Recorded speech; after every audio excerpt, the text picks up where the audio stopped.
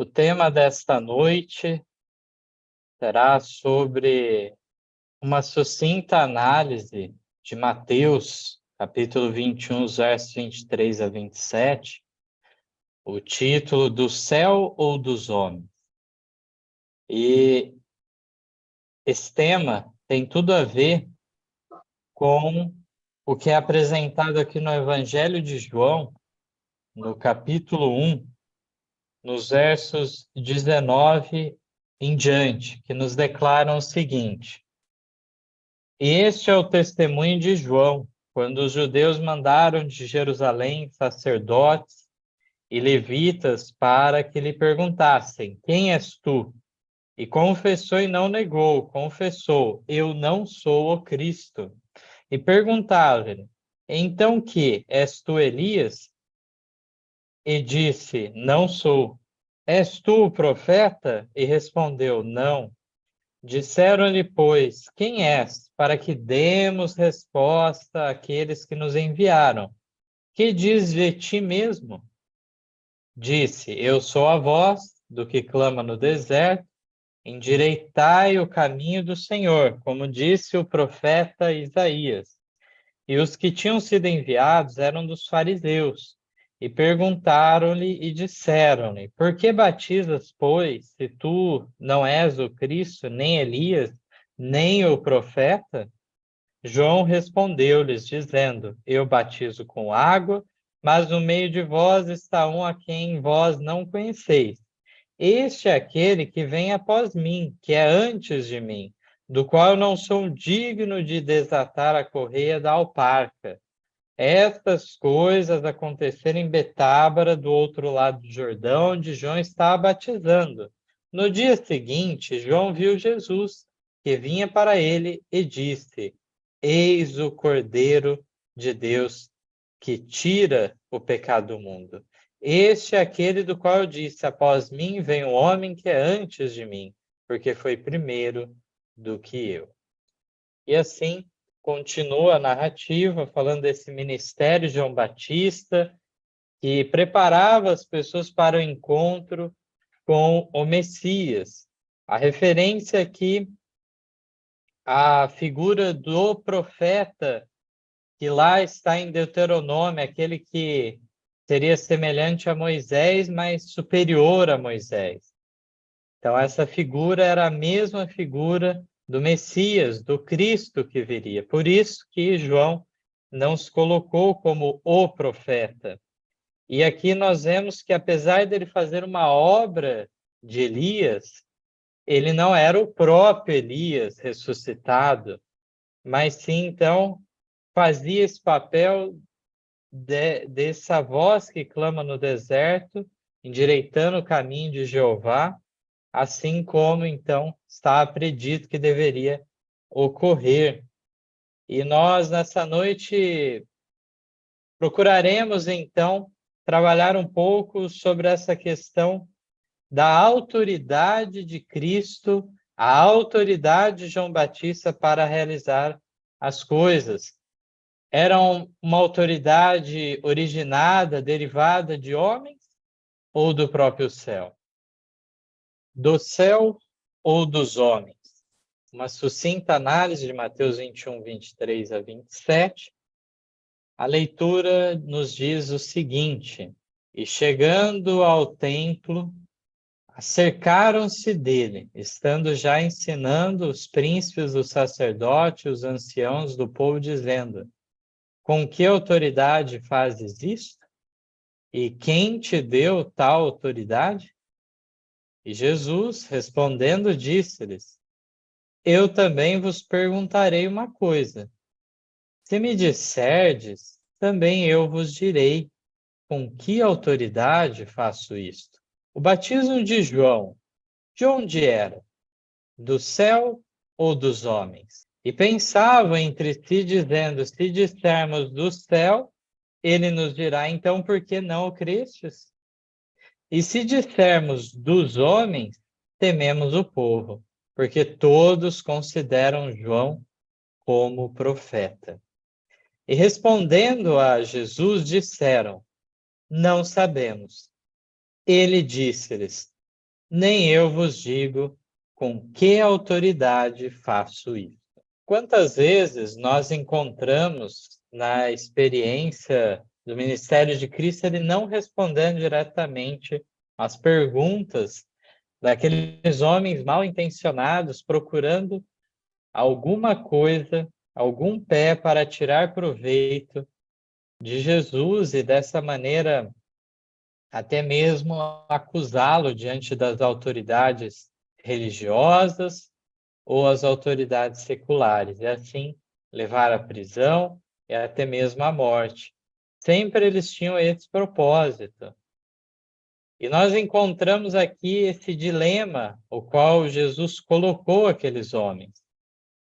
Ao eles, então, não terem coragem de dar uma resposta enfática em relação à obra de João Batista, que foi muito bem sucedida, muitas pessoas aceitaram Cristo dessa forma.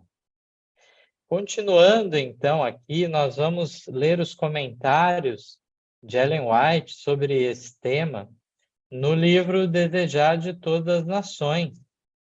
Nesse livro, então, temos alguns comentários bastante pertinentes para analisarmos nesse momento. O texto, então, começa na página 593 e nos declara o seguinte: dirigindo-se ao templo onde ele estava ensinando, puseram-se a interrogá-lo: com que autoridade fazes isso e quem te deu tal autoridade? Esperavam que ele declarasse proceder de Deus sua autoridade. Essa afirmação intentavam negar, mas Jesus os enfrentou com outra interrogação aparentemente ligada a assunto diverso e tornou sua resposta dependente da que eles dessem essa pergunta. O batismo de João, disse ele, de onde era? Do céu ou dos homens? E na continuação nos diz assim: viram os sacerdotes encontrar-se diante de um dilema do qual nenhum sofisma os podia livrar. Se dissesse que o batismo de João era do céu, tornar-se-ia patente sua incoerência. Cristo diria, então, por que não o creste? João testificara de Cristo: eis o Cordeiro de Deus que tira o pecado do mundo. João 1:29. Se os sacerdotes acreditassem no testemunho de João, como poderiam negar a messianidade de Cristo? Se declarassem sua crença real de que o ministério de João era dos homens, trariam sobre si mesmos uma tempestade de indignação, pois o povo acreditava que João era profeta. Então, aqui nós vemos que os interesses, então, de influência sobre as pessoas tomavam lugar de uma seriedade religiosa, de um posicionamento firme em relação a que crença tinham. Dependendo o momento, eles muitas vezes colocavam favoráveis a João Batista, porque assim o povo era. Muitos buscaram até mesmo o batismo das mãos de João Batista, porque viam que aquilo era um ganho político diante das pessoas. Fariseus foram afugentados por João Batista, os que chamou eles de raça de víboras, justamente esses que procuravam então o batismo de maneira incrédula. E assim, nós vemos que nenhum sofisma, nenhuma perspicácia deles era capaz de os livrar neste momento. Com vivo interesse, aguardava o povo a decisão. Sabia que os sacerdotes haviam professado aceitar o ministério de João. E esperavam que reconhecesse indiscutivelmente que fora enviado por Deus. Mas depois de conferenciarem em segredo entre si, decidiram não se comprometer. Professando hipocritamente ignorância, disseram: não sabemos. Nem eu vos digo com que autoridade faço isso, disse Jesus. Nós vemos que a expectativa do povo era que realmente eles seriam sinceros, honestos, reconheceriam que João Batista foi um enviado de Deus. Mas eles decidiram não se comprometer e desenvolveram aí uma repentina ignorância sobre o assunto. Eles que tanto sabiam. Escribas, sacerdotes e principais ficaram todos em silêncio. Confundidos e decepcionados, quedaram cabisbaixos, não ousando insistir em interrogar a Cristo. Por sua covardia e indecisão, haviam, em grande medida, perdido o respeito do povo, que se achava então ao lado, divertido de ver derrotados esses orgulhosos homens, cheios de justiça própria.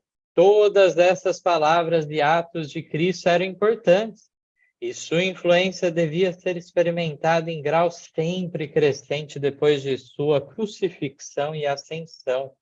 Muitos dos que tinham esperado ansiosamente o resultado da pergunta de Jesus, afinal, se tornariam discípulos seus, havendo sido pela primeira vez atraídos a ele naquele dia cheio de acontecimentos. A cena do pátio do templo nunca mais se apagaria da memória deles. Era assinalado o contraste entre Jesus e o sumo sacerdote, quando juntos falavam. O orgulhoso dignitário do templo estava trajado de ricas e custosas vestimentas. Tinha na cabeça uma brilhante tiara.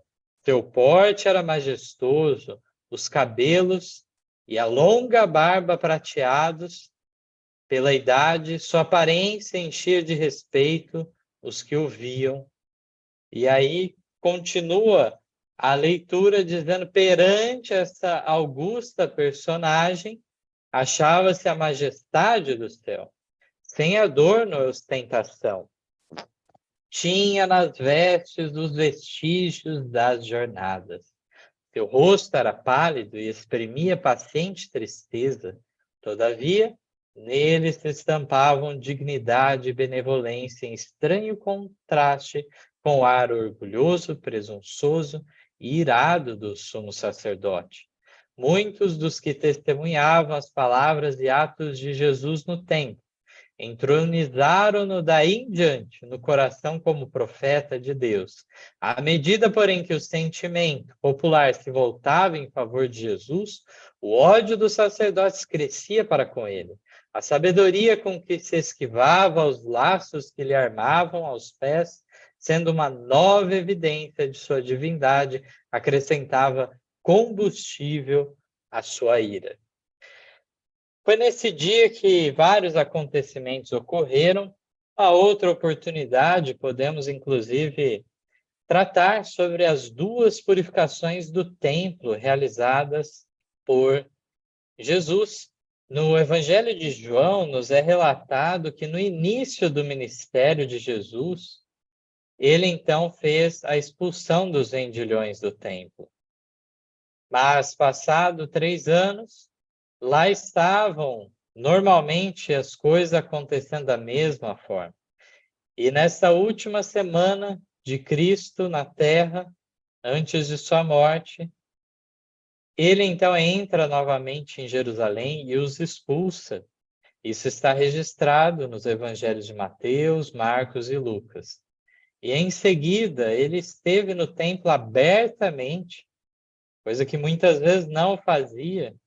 Nunca sabiam direito onde estaria Jesus no próximo passo, de maneira que ele não fosse aprisionado por aquelas autoridades, e ele surgia de repentino em vários locais, mas dessa vez, então, após a entrada triunfal, a expulsão dos vendilhões do templo, ele se coloca, então, visível a todos no pátio do templo, e ele faz diversos milagres naquele pátio.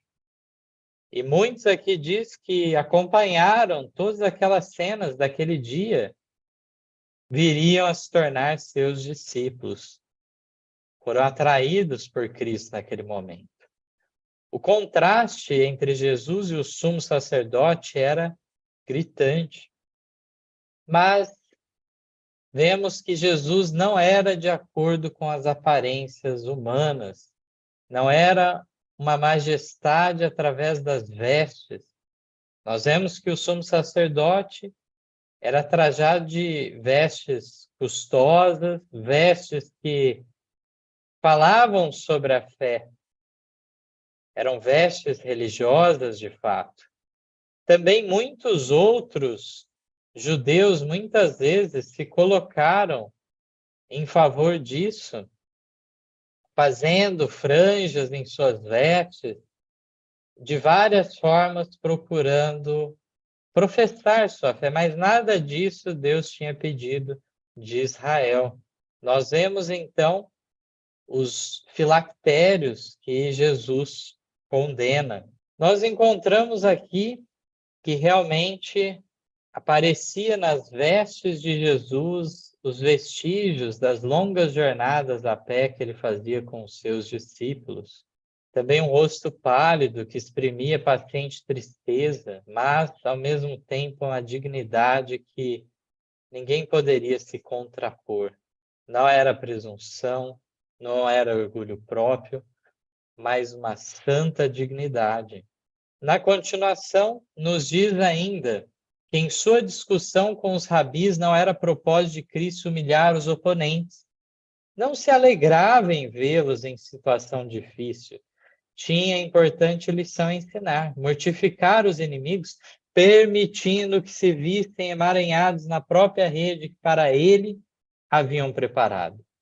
Sua confessada ignorância com respeito ao caráter do batismo de João proporcionou-lhe a oportunidade de falar e aproveitou-a, apresentando-lhe sua verdadeira situação e ajuntando uma advertência às muitas que já fizera. Mas que vos parece, disse ele. Um homem tinha 2 filhos e, dirigindo-se ao primeiro, disse: Filho, vai trabalhar hoje na minha vinha. Ele, porém, respondendo, disse: Não quero. Mas depois, arrependendo-se, foi. E dirigindo-se ao segundo, falou-lhe de igual modo, e respondendo, ele disse: Eu vou, Senhor. E não foi. Qual dos 2 fez a vontade do Pai? Mateus 21, 28 a 31. Essa súbita pergunta tirou os seus ouvintes de sua habitual posição de guarda. Haviam acompanhado atentamente a parábola, e então responderam imediatamente: O primeiro. Fixando neles o firme olhar, respondeu Jesus em tom severo e solene: Em verdade vos digo que os publicanos e as meretrizes entram diante de vós no reino de Deus, porque João veio a vós no caminho da justiça, e não o crestes, mas os publicanos e as meretrizes o creram. Vós, porém, vendo isso, nem depois vos arrependestes para o crer. Mateus 21, 31 e 32.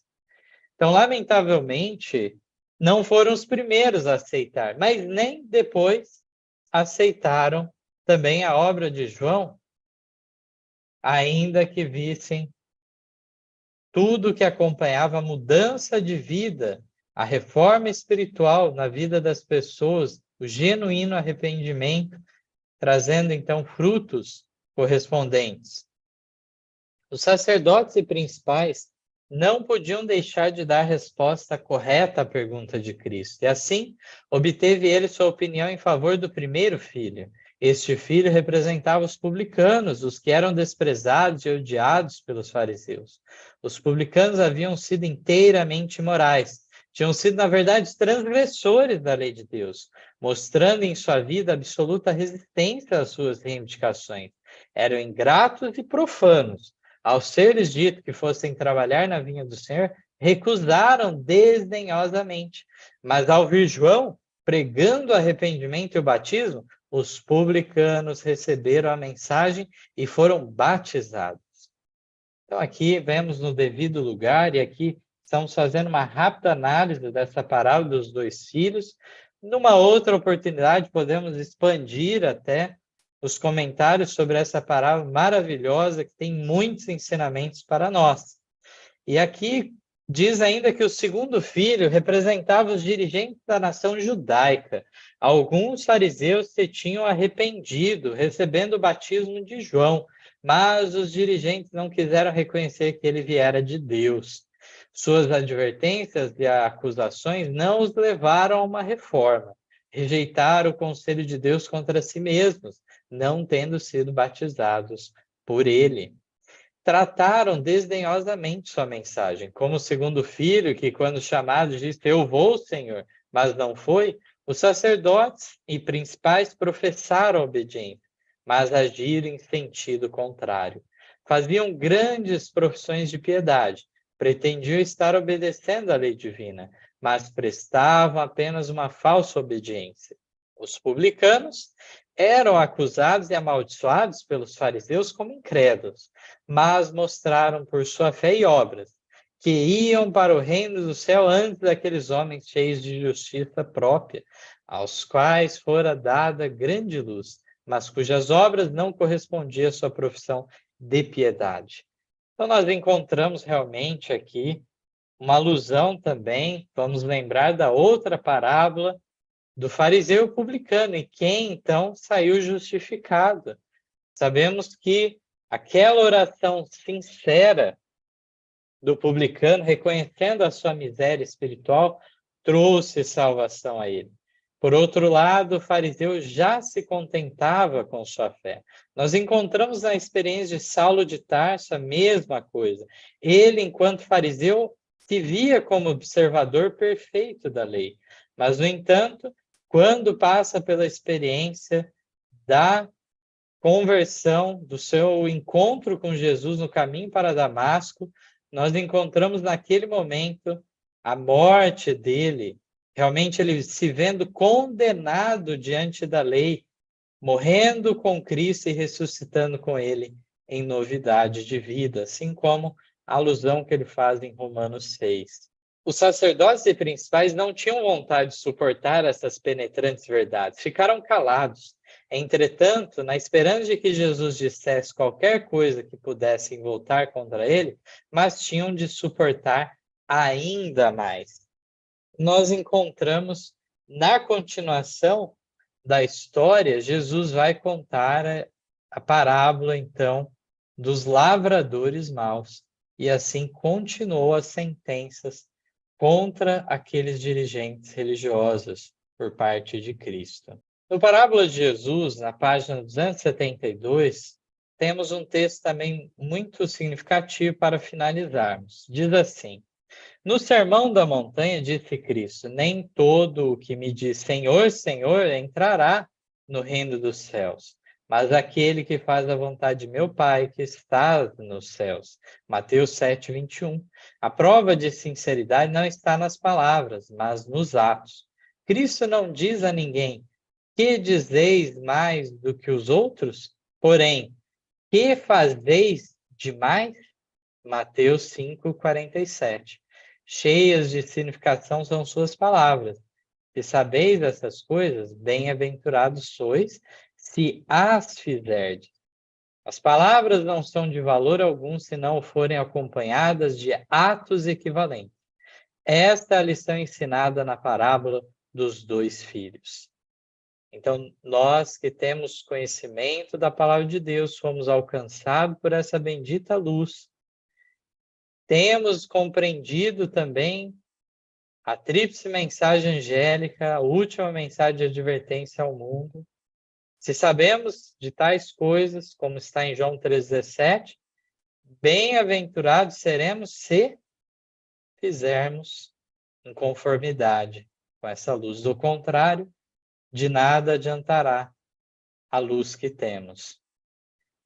Importante lembrarmos que realmente nós encontramos Jesus em outra ocasião falando que a nossa justiça deveria exceder a dos escribas e fariseus. Por mais que tivessem um formalismo tremendo e tivessem muitas regras de que falar para as pessoas, no entanto, era algo então como sepulcros caiados. Por fora tinha uma beleza, mas por dentro cheio de corrupção, impureza. Então a nossa justiça não deve ser uma justiça diante dos homens, mas sim uma justiça diante de Deus. E que possamos então ter esse propósito em nossa vida, Que estejamos, então, do lado daqueles que reconhecem a autoridade de Jesus em nossa vida e coloquemos nossa vida em acordo com sua vontade, assim como anunciado no Evangelho, e que possamos, então, avançar à medida que a luz chega a cada um de nós. É esse o meu desejo de oração a cada um de nós. Amém.